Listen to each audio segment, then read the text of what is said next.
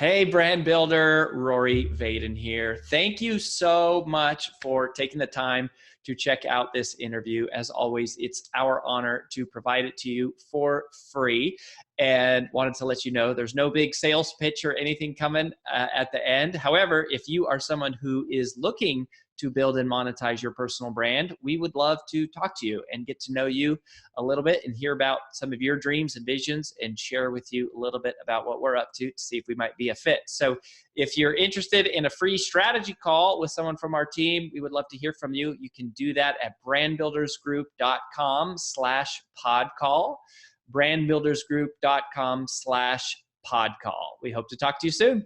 Hey, everybody, and welcome to another episode on the Influential Personal Brand. It's AJ Vaden here, and super excited to have my friend Josh on the show today. And I will give him a formal bio, a formal overview in just a second. But this interview is super special to both me and Rory and all of BBG because this is kind of the introduction of one of our strategic partners to our community, and very high level. I'll give you this little bit of background and then I promise I'll introduce Josh.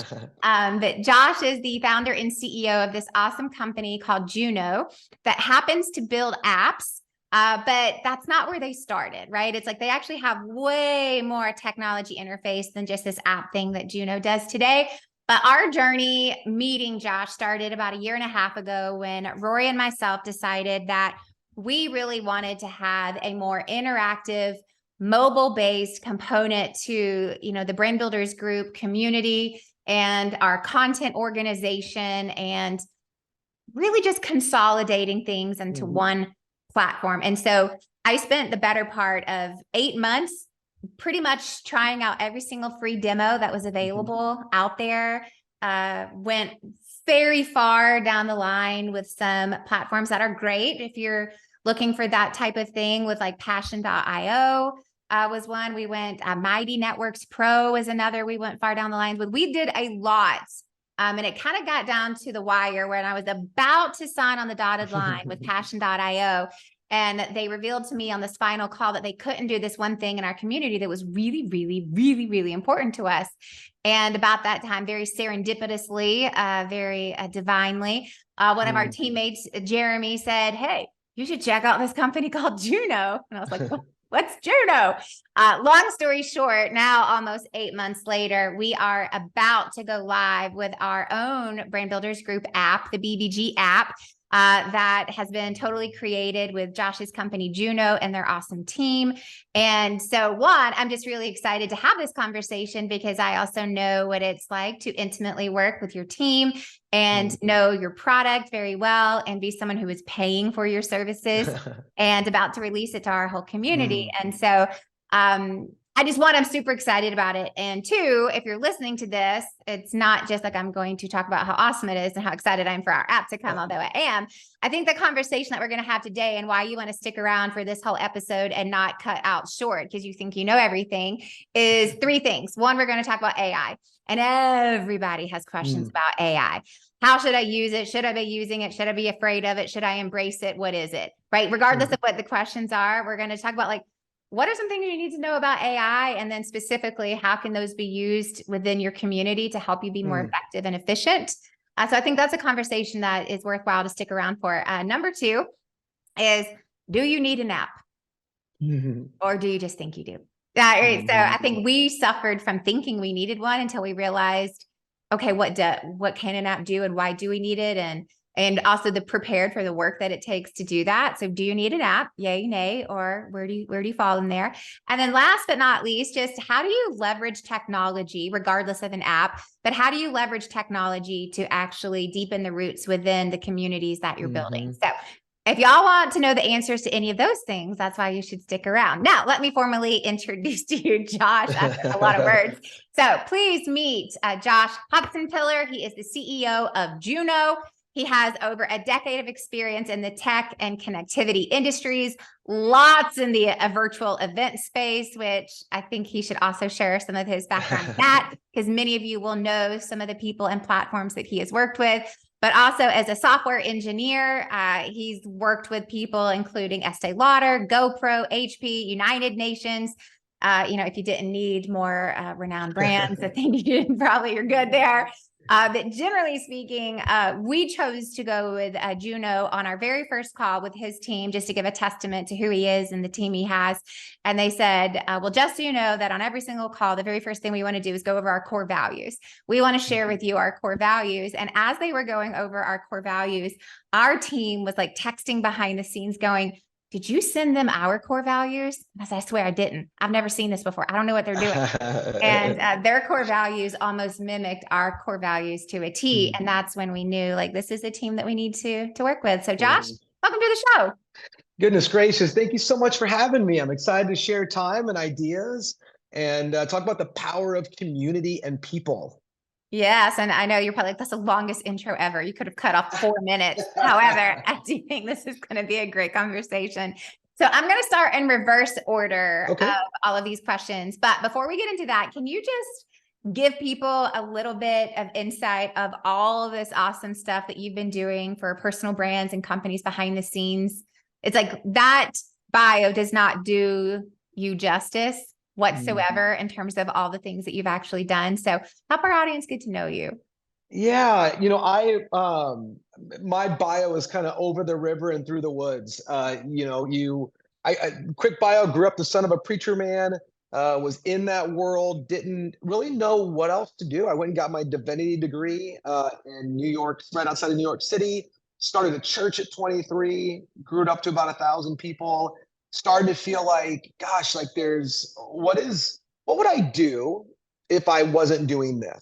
And it's probably a lot of your listeners why they found themselves where they are. They probably found themselves going, wait a minute, what would I do if I wasn't doing this? And passion and vision and purpose begin to evolve in your heart, the listener. And you said, I'm going to go be an expert in this field.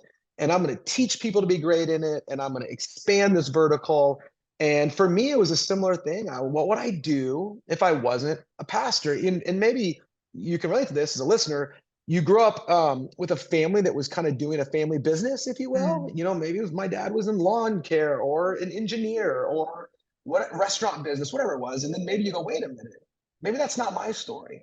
And so me and a buddy, when we were 27, 28 years old, decided we wanted to mobilize people to change the world. I know it sounds kind of whatever, but we didn't even know there was a space out there called the corporate social responsibility space. And so right during the 2007 and 8 housing mortgage crisis, we launched a do-good platform called Profits for Purpose that helped mobilize employees to give back time and money. And yeah, we grew it up. We had over 1 million global employees accessing the platform. A lot of those brands you mentioned, GoPro, Estee Lauder, Staples, NFL, all sorts of groups. I always just believe in the power of community. And so I began to build products for brands all around mobilizing people to do something. So whether it was HP, we built the global sales enablement tool that to this day, they still license and use it from one of my companies. The UN, they have boots on the ground all over this world, helping fight genocide, hunger, poverty, and they weren't able to mobilize those people. So we built a platform to mobilize them. And ultimately, my vision has always been, how do you mobilize people to do amazing things? And whatever that might be, and that's the power of community. I mean, it really is what it is. And so to me, we always had that big vision of how do we mobilize people. Tech was just part of it, right? It was just a thing. We always say, we're not a tech company, we're a values company. Tech is just is a tool that you use to enable a vision. I love that. Yeah, and I think when you think about it bigger than that, you kind of miss the point and you mission drift and you kind of forget why you're doing what you're doing. And so for me, it's everybody listening has a vision, has a community, has a vertical they care about. And the question is, what are the tools that we need to create radical change? And so tech has been that tool for me over the last 12, 15 years. I've traveled the world, literally, worked with amazing global brands, worked with a lot of really neat individual people, some amazing people, like maybe some of your listeners know Lisa Turkers. We built her app. She's one of the most phenomenal leaders I've ever been around. We built Catalyst was a big group we built for a ton of their people. So we were in a lot of those faith-based spaces, Fortune 100 spaces. We've done it all from soup to nuts. And we've learned a lot from folks that have said, hey, I've got an audience of 2,000, When we launched Lisa's app, I'll never forget it. We trended #1 in the App Store for 3 days, which is an incredible thing to do for downloads. And you think about, you hear these things, oh my gosh, we trended in the App Store. We did. We put 2 million people, active users on that app. That's amazing. So, which remind me to come back to that, because I think that there's a strategic message I want to share about how and why to use technology, and I'll use that as a use case because I think it'll help everybody listening.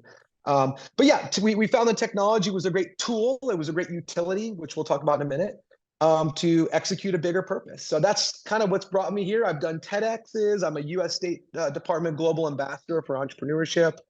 Oh man, it's just been a wild ride, all from just being the son of a preacher man. So it's been a fun ride. You know what? You should really set smaller goals. It's like really do less, Josh. I love that. I'm actually reading The Circle Maker, Mark yes. Patterson, and one of the things I love, he says that setting big goals honors God. And I love because the bigger you set them and the less likely they are to happen. When they do happen, then you know who gets the glory, and the bigger they are, the more that you can honor and glorify God. And I think that's so cool. And I love this idea. It's like, I hear people say all the time, it's like, oh, social media is bad. Oh, technology is going to be in this generation. It's ruining our kids. And it's like, no, I agree with you. It's like, no, technology is a tool, just like social media is a tool. Food is a tool. Right? Our cars are tools. No one says cars are going to be the death of our generation. They're tools, right? And it's like they can be used for good or bad. It just all has to do with the intention. So why don't we just kind of start there? It's like you said this, it's come back to like how and why to use technology. And I think that's a good general place to start. Cool. It's funny about my mom and dad, they're getting into that 4th quarter stage of their life. And I have a ritual. My folks live in Anaheim Hills, Orange County. And so I have a ritual that every night I'm there, I drink whiskey with dad. And every morning I take walks with mom.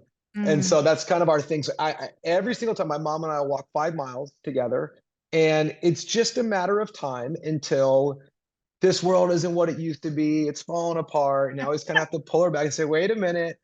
And I think here's the thing that I would say, and then I'm going to get further into, is that it's not going away. Okay, so you can throw your hands up in the air and you can call it evil and you can go down that rapid trail as deep as you want. It's not going away. And so now the question is, so I raised $13 million from Insights Partners. It's the largest software-only VC in the world. They have $200 billion under management. And I, through total randomness, we raised from their co-founder, a guy named Jerry Murdoch, who Richard Branson officiated his wedding, if that puts any context into I'm raising money from this guy that literally chases where the snow is with his private jet to extreme ski. They make movies out of these people. Yes.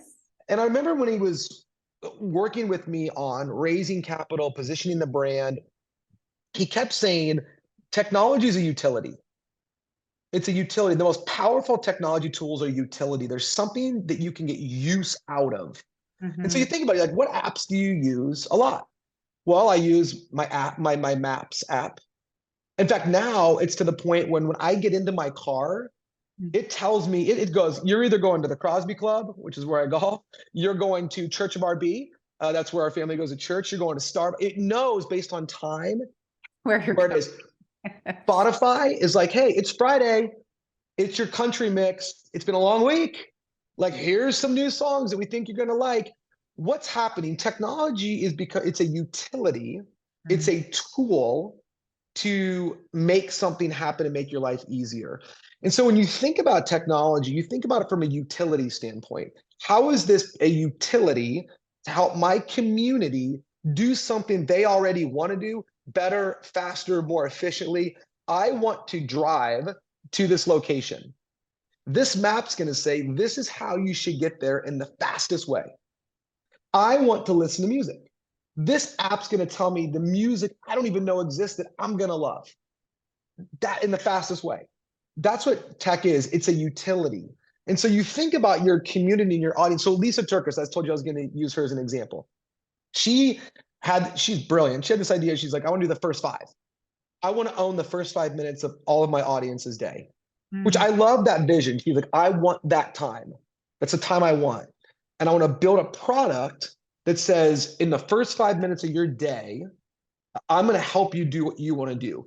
Get your mindset right, focus on the Lord, et cetera, et cetera, et cetera. But it's the most utility, one of the most utility apps we've done. And it's still to this day, I think averages a couple million people on it actively, which is phenomenal to think about.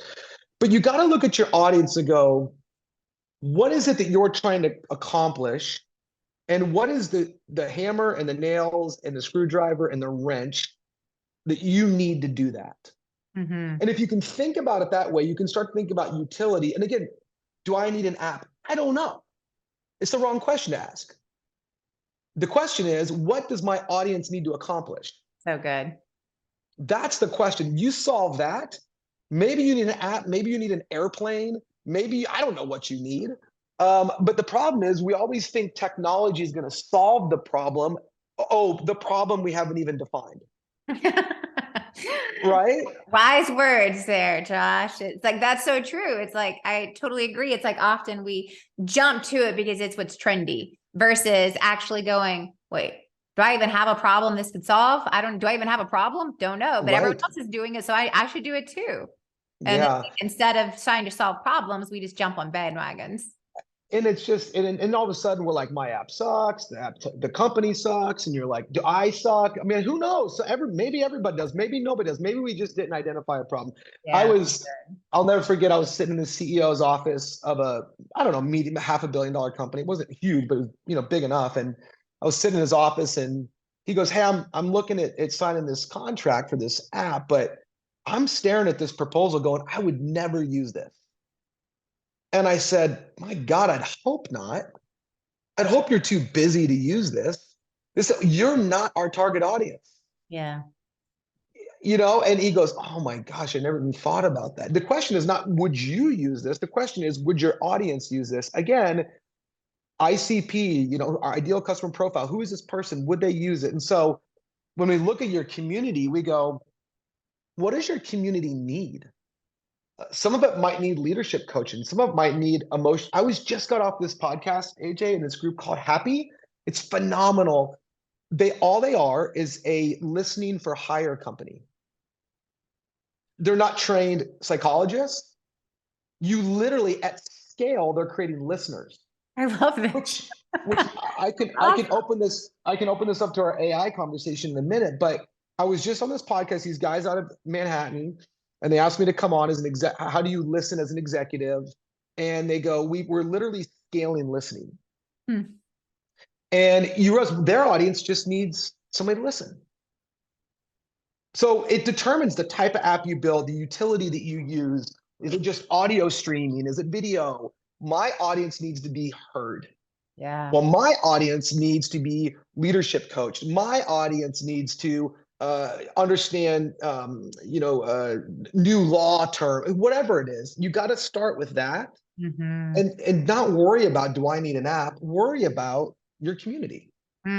That's so good. And it's we had this conversation. A good friend of mine has a custom app creation company called App It. Her name's Amanda Mariucci. She lives in Denver, and I had her on the podcast, I don't know, a while back. And one of the questions that, she had said is the problem with building custom apps is that at the end of the day, it's always going to be more expensive than what you wanted it to be. It's never going to have 100% of the functionality that you want. Sure. And somehow it's always my fault, all right, as the developer, as the builder. Yep. And she said, the truth is an app only works if you know exactly what you want it to do.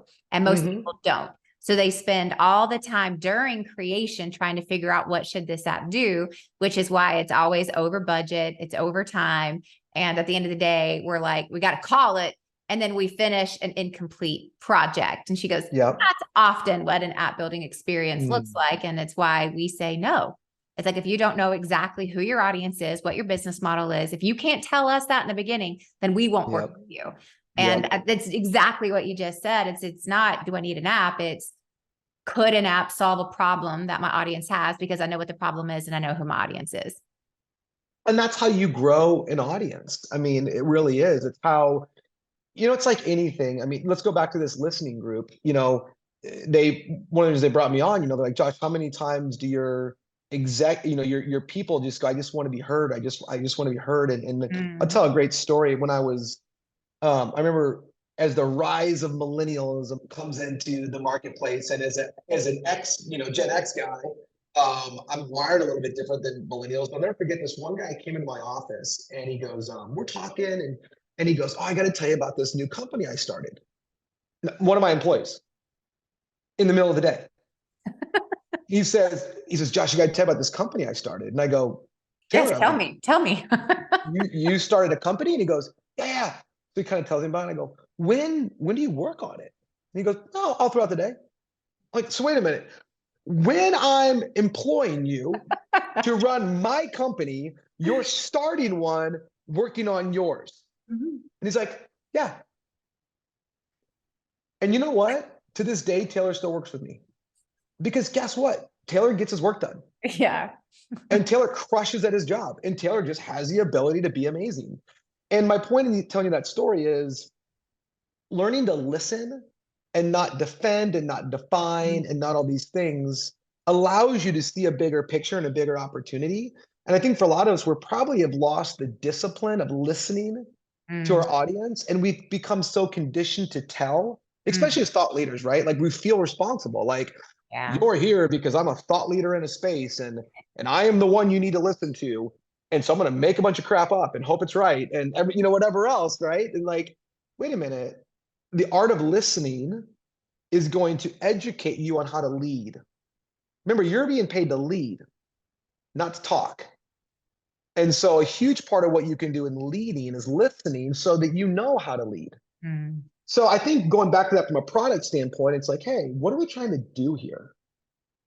And then what utilities, what hammer and nail and screwdriver and wrench do we need to do that faster and better so that all of our audience comes back and goes, oh my gosh, you guys are amazing, yada, yada, yada. Anyway, I could be redundant. I love that. But I think that's, we could apply that same conversation, not just to technology or an app, but in anything. Right. It's like even starting out, it's like I was just, as you were talking, I was thinking about, the journey that we take customers on in Brand Builders Group. And it's like what we call finding your brand DNA are these 6 components. It's the foundation of your personal brand. And one of those 6 components is what's your business model? In other words, what's your primary business model? How do you make money right now? And then what do you want it to be in the long term? And it's so interesting that for most people, most of that decision happens in a very small group setting that involves none of their clients. Right. And it's like, we're always like, you don't have to ask an abstract question. Just go ask your audience.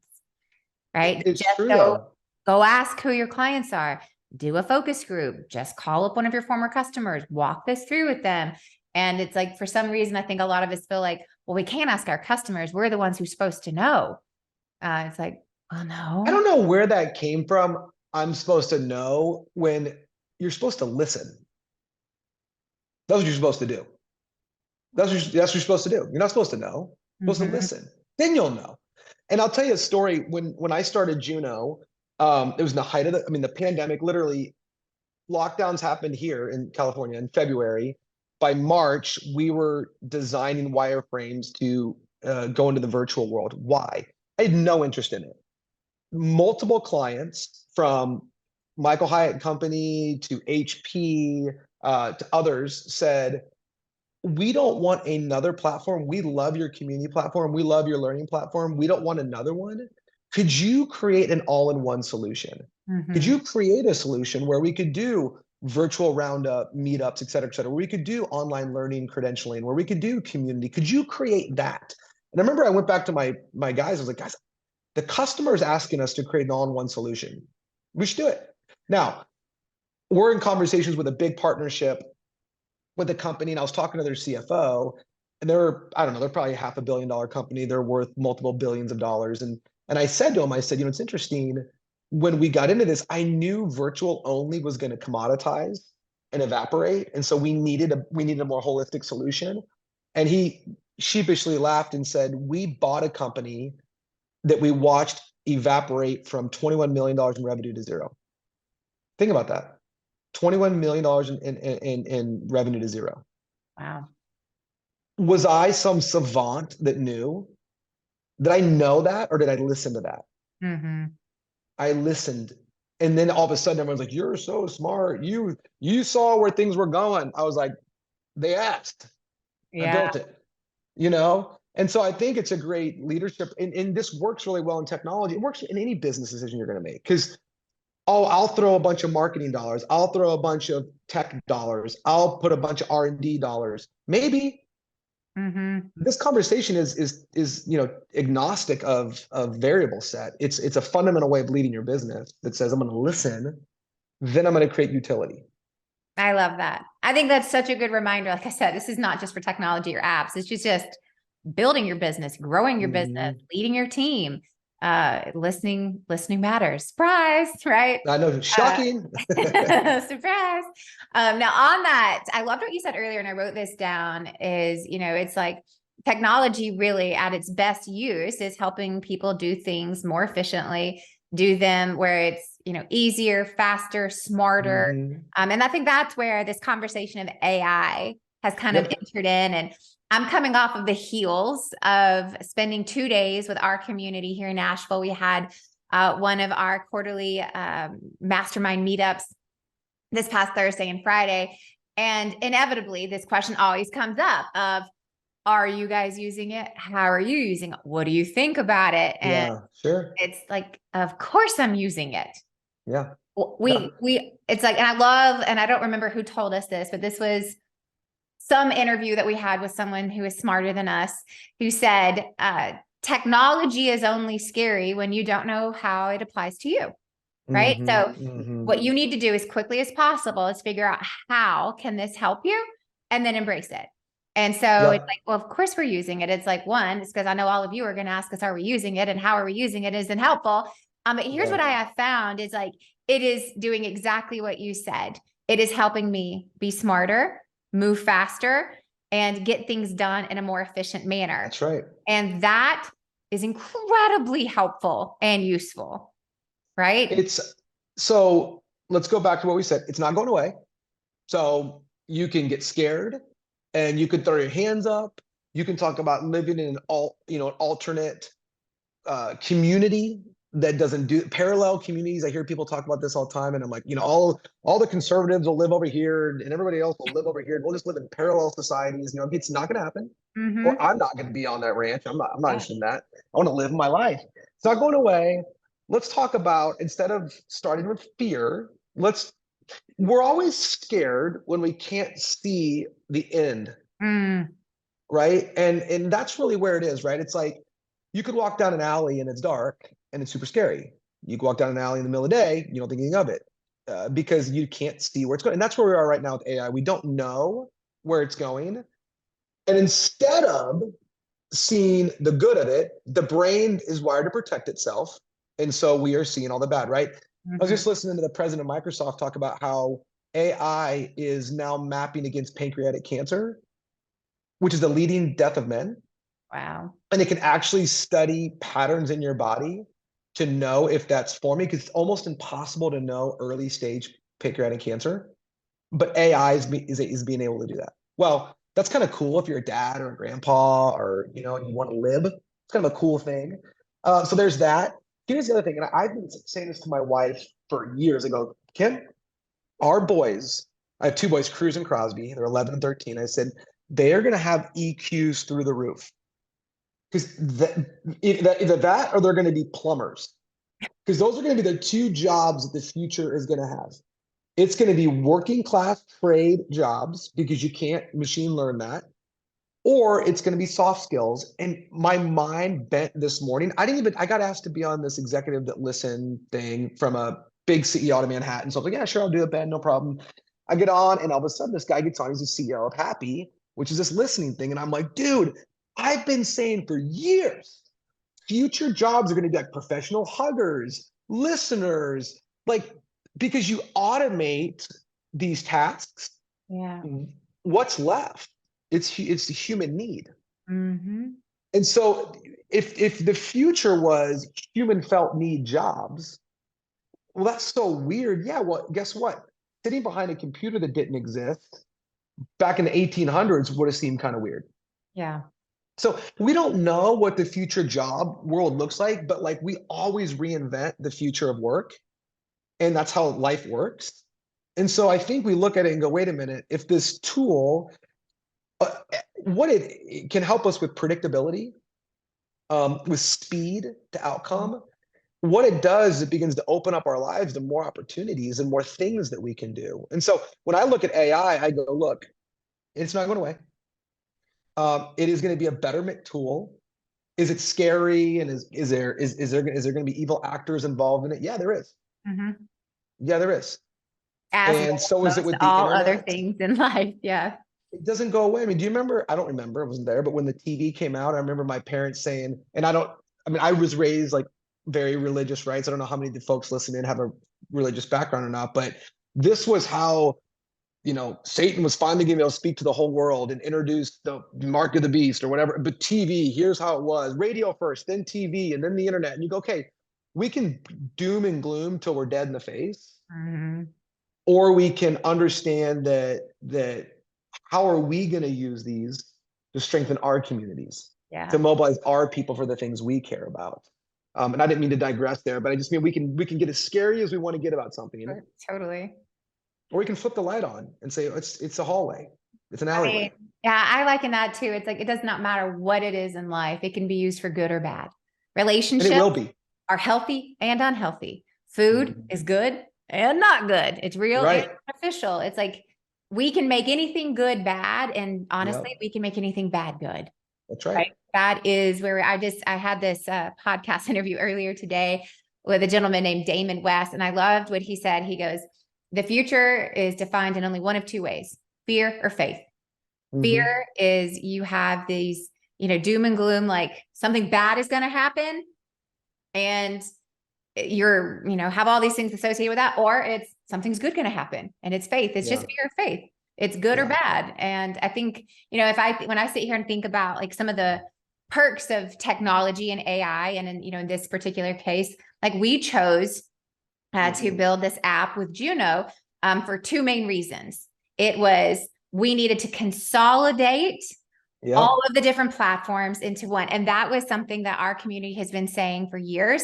And it's something our team has been saying for years is, when do we have to stop logging into one more place? And it's because like we were scrappy when we were building this. We don't have investors. We've been self-funded, and it's like, well, it's not the best, but it works for now. And we'll upgrade when it's time to upgrade. And so it was consolidation and then organization. It was consolidation and organization of, we just believe, like, regardless if we're right or wrong, this is our belief, is that people don't pay for information anymore. No. It's for free. They don't. Right? But they do pay for organization and they pay for application. But it's like, we don't pay for information. You can get that for free, but often you don't get it in the right order. And so you're trying to piecemeal it together, and you can do the right things in the wrong order and it will blow up in your face. No doubt. And so that was our whole thing, is like, we need to consolidate and organize. And then our team is the one who helps you apply. And it was like, and that was like, that is why we built this app. And, one of the reasons we chose JUNO is because of some of the AI components that did not exist in the other platforms. And one of the things that our community wants is they want a little bit of this done for them. It's like, I don't want to have to tell your team who I want to be introduced to. I want to log in and I want someone to tell me, like, based on your profile, here are the 5 other members that you should connect with in this community. That's so cool. Yeah, and let me share with our listeners like how I kind of architect that and engineered it, because it's going to go back to the utility. So I created this thing called human interest modeling. And what it said, when you onboard onto our platform, we want you to declare what you're interested in. So think about this through the lens of your brand, whoever's listening. I'm interested in organizational leadership, speaking, pipe fitting, I don't know, whatever it is that people do. I'm declaring to the platform, this is what I'm interested in. However, the platform has all sorts of stuff. And then you get in there and you start discovering there is other things that you're interested in.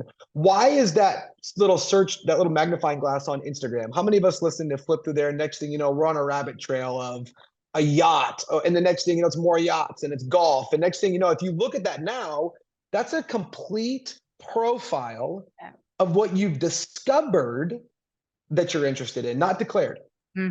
But the more you declare it, the more it fills it. So declared and discovered tags builds it. And then it brings three things: content, experiences, and people. And so we begin to say, hey, we want you to tell us what you're interested in. We took it to another level, so not another level, your platform does this, where we ask this question: what do you think you could give to this community? And what would you like to learn from this community? And the cool thing is, like, somebody comes in and then we help them select, right? So it's like, oh, I think I could really help with public speaking, with research papers. I'm just making stuff up. And then somebody else comes on and goes, gosh, I'm the worst at research. I need to try to learn that. And all of a sudden the system's like, hey, Josh and AJ, you guys should connect because AJ is awesome at public speaking and you want to get good at it. And you're really good at research. And Jill over here really wants to get good at it. And all of a sudden, what is that? That's utility. That's value. To your point, that's organization. That's AI. That's basic AI modeling where you've got variable sets that are weighted that are learning the profiles of people and bringing them together. That's called generative learning, generative AI. You've heard that term. It's generating information so that it can make it smart. That's what it's doing. Why would we not want that? No, I want to get back onto some forum and not know who's talking what and everything else. And no, it makes sense. It makes your life better. Yeah, it's back to, it's like, in order to use it, you have to understand it. You don't have to know all of it, but I know that there's a million ways that I could be using AI right now. I'm using it in 5 different ways, but it's changing my life. It is giving me time back, minutes back that I can reinvest in other things that are important. It's saving us money. It's like, there's so many things that, just to that point of it's, you only fear what you don't understand, even if it's at the micro level of like, okay, I understand how I can use it for this one thing. Somebody use that.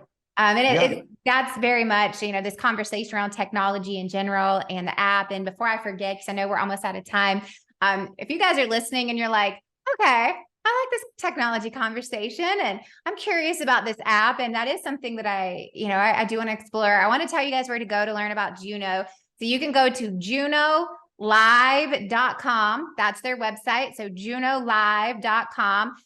When you're talking to their team, tell them that you heard about it through this podcast. We're trying to do a really good job of tracking how we connect people. Don't be surprised if there's an AI component to this podcast in the near future that will do that for you automatically. That this is one way to get connected to JUNO. But Josh, if they want to connect with you and they just want to follow you and learn more about you and learn from you, where's the best place for them to go? Yeah, I mean, obviously jump on Instagram or LinkedIn. I mean, those are awesome places to hang out. I do a weekly email called Monday Motivation through, I think joshhotsenpiller.com. You can sign up for it. I think we still have a landing page up. We have a few thousand people that get that weekly. And it's just, honestly, just my musings on leadership and life and things I'm learning on how to be a better listener, how to be a better leader, how to build more utility in everything that we do. So yeah, come hang out. Let's get to know each other. Yes. And I'll put all of that in the show notes too. And there's so much to Josh that we did not cover today. This was so much about technology, but he has this awesome mastermind. You're doing coaching. You're doing so many, you're speaking. You do so much more than what we talked about today. So we'll have to have you come on another time to talk about, part 2 of all things, Josh. And, I just so appreciate you coming on and talking about this. And for you guys listening, one, I just encourage you to learn more if you're trying to explore, how do I use technology or an app to deepen the, relationships in my community? And is an app the right thing? That I could just personally say, we're paying for JUNO. We're using JUNO. Highly recommend it. Their team has been awesome to work with. So you just get major accolades from our team, but then more than that, it's just to explore how technology can help you be better at what you do. And I think that's a really important thing. So Josh, thank you. Thank you for your time today. Thanks for your wisdom. Loved having you on. Thank you. Pleasure was mine and love everything you guys are doing and can't wait to get to know you even more. Likewise. And then everyone else who's listening, stay tuned for the recap episode that will be popping up later this week. We'll see you next time. Awesome. Talk to you soon.